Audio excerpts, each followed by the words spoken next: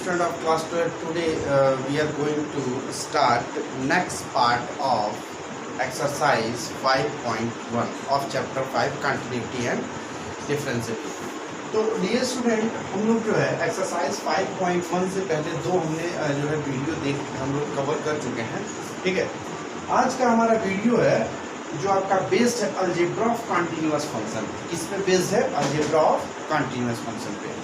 तो dear student, algebra of continuous function में आपका क्या है कि अलजेब्रा ऑफ कंटीन्यूअस फंक्शन को समझने के लिए दो फंक्शन लेते हैं, जैसे f and g, two function. वो भी कैसे फंक्शन है? Real function. रियल फंक्शन का मतलब ये होता है जिसका डोमेन रेंज क्या हो? Real number. देखिए, अगर जो मैं दो फंक्शन की बात करूँ, एक तो आपने पढ़ा होगा रियल वैल्यूड फंक्शन। क्या पढ़ा होगा? Real valued function. ठीक है, और ये स्टूडेंट आपने पढ़ा होगा रियल फंक्शन। क्या पढ़ा होगा? Real function. तो डियर स्टूडेंट, मैं आपको बता दूं रियल वैल्यूड फंक्शन और रियल फंक्शन में डिफरेंस क्या होता है। जो रियल फंक्शन होता है, ठीक है, जो रियल फंक्शन होता है उसका जो रेंज होता है वो रियल नंबर होता है। क्या होता है? रियल नंबर होता है। ठीक है, तो अलजेब्रा ऑफ कंटीन्यूअस फंक्शन जो है ये स्टूडेंट हमारा टॉपिक है। ठीक है, सेकेंड लास्ट टॉपिक है। इसके बाद आपका कंपोजिट फंक्शन की कंटिन्यूटी चेक करने का कॉन्सेप्ट है, वो भी देखेंगे। बट अभी जो है हमारे पास डियर स्टूडेंट क्या है? Algebra of continuous function. तो अलजेब्रा ऑफ कंटीन्यूअस फंक्शन क्या है? Let f and ji are two real function. ठीक है, हम दो फंक्शन ले रहे हैं, एक एफ फंक्शन और एक जी फंक्शन। अब ऐसा मान रहे हैं कि दोनों क्या है? दोनों क्या है? Real function. रियल फंक्शन के मतलब ये है कि इसका रेंज जो है रियल नंबर। उसके बाद दे रहा है कि कंटिन्यूअस एट पॉइंट सी, मतलब हमने एफ और जी दो फंक्शन लिया जो एक रियल फंक्शन और एक कंटिन्यूअस किस पे? किसी पॉइंट सी पे। और जो पॉइंट सी है वो क्या है? वो क्या है? रियल फंक्शन, यानी रियल नंबर के अंदर का क्या है? पॉइंट है। देखिए, जो भी हम कंटिन्यूटी में या लिमिट में जो पॉइंट यूज करते हैं पुट करने के लिए, वो पॉइंट जो है क्या होता है? वो रियल नंबर का पॉइंट होता है। रियल नंबर जो होता है उसका एक डोमेन बनाते हैं और डोमेन के अंदर का वो पॉइंट होता है। ठीक है, अब देखिए, खैर वो बात की बात है। अभी हम देखते हैं F and ji are two real function continuous at C. ये इसका डेफिनेशन होगा अलजेब्रा ऑफ कंटिन्यूअस फंक्शन का। अब ये स्टूडेंट ध्यान से देखिए, मैं यहाँ पे दो फंक्शन लिया हूँ एफ एंड जी। अब मैं आपको बताता हूँ।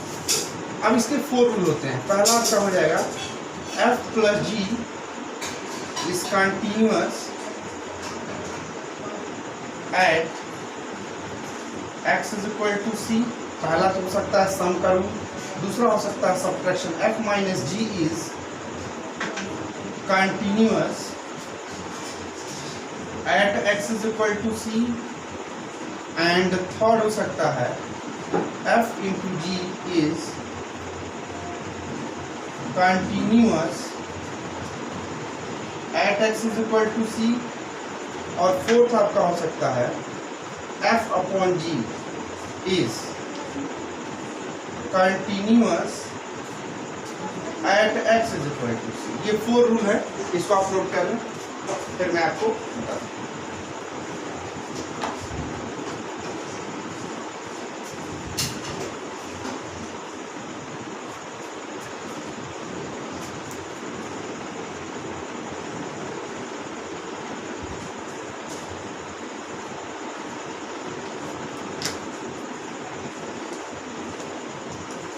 ठीक है डियर स्टूडेंट, तो हम लोग जो है यहाँ तक आ गए।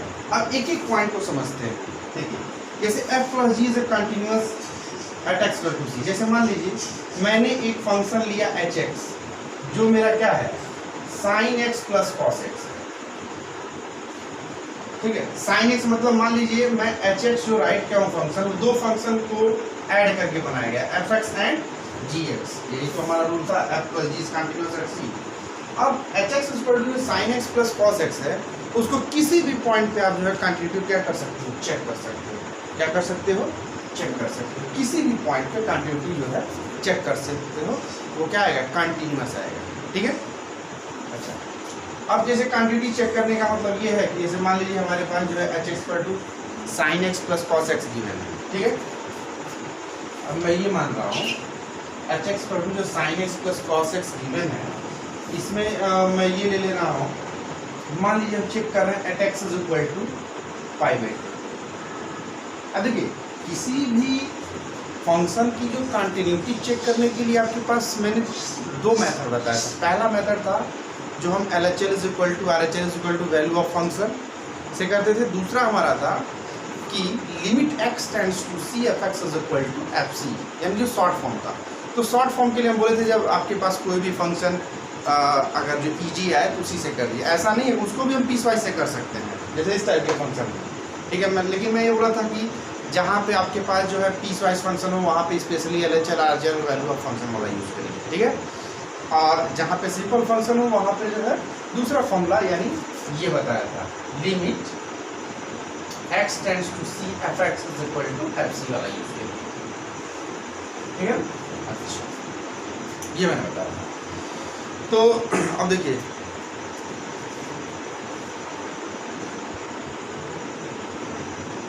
अब जैसे यहाँ पे सिंपल फंक्शन को यूज करते हैं, मैंने एक पॉइंट अपनी तरफ से ले लिया at x is equal to pi by two, क्योंकि पॉइंट हम कुछ भी ले सकते हैं रियल नंबर में से, ठीक है।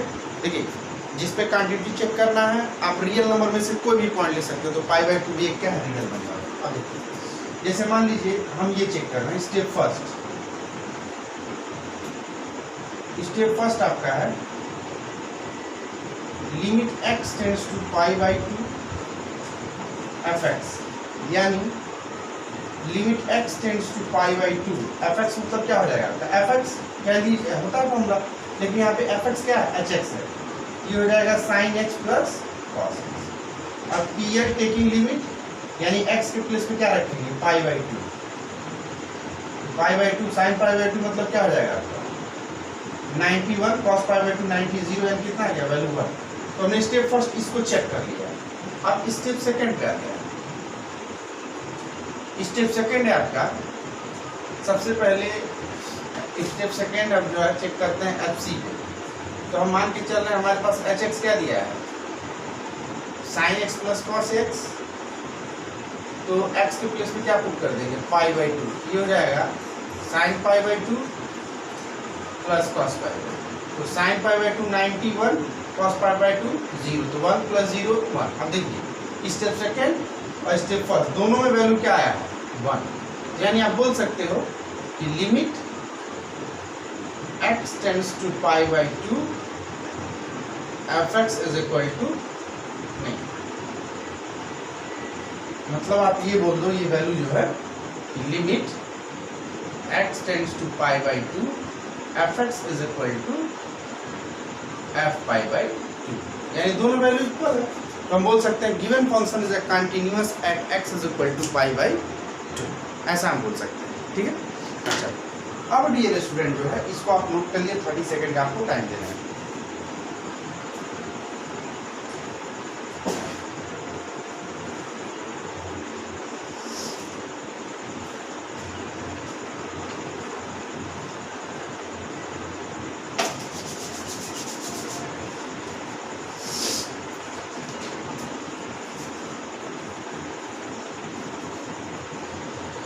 ओके डियर स्टूडेंट, आपने नोट कर लिया। अब हमने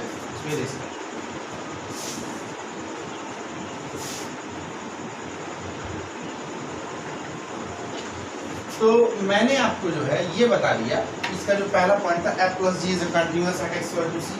अब इसी तरीके से आप जो है hx यानी sin x minus cos x भी कर सकते हो, ये भी कंटिन्यूअस है किसी पॉइंट c पे। थर्ड, आप f इंटू जी यानी hx इज इक्वल टू, ठीक है, sin x into cos x को भी कंटिन्यूअस चेक कर सकते हो किसी भी पॉइंट c पे, ठीक है। अच्छा, अब देखिए फोर्थ और लास्ट, जैसे hx इज इक्वल टू जहाँ पे मेरे पास sin x अपन cos x है, तो आप इसको तो किसी भी पॉइंट पे क्वांटिटी चेक कर सकते हो, बट ये देखना होता है कि डिनोमिनेटर में किस रियल नंबर पे जो है वैल्यू 0 आ रहा है, क्योंकि फंक्शन नॉट डिफाइंड नहीं होना चाहिए। अगर मैं x के प्लेस में पाई बाई टू कर दूँ, पाई बाई टू, तो cos पाई बाई टू की वैल्यू क्या हो जाएगी, 0, तो नॉट डिफाइंड। यानी ये कंटिन्यूअस तो है sin x upon cos x, यानी इसको हम tan x बोल सकते हैं ना, tan x कंटिन्यूअस तो है, बट एक्सेप्ट क्या, पाई बाई टू को छोड़। यानी डिवाइड वाले में आपको बार बार यही चेक करना होता है कि डिनोमिनेटर में किस पॉइंट वैल्यू जो है 0 आ रहा है, 0 से हमें बचना होता है, ठीक है।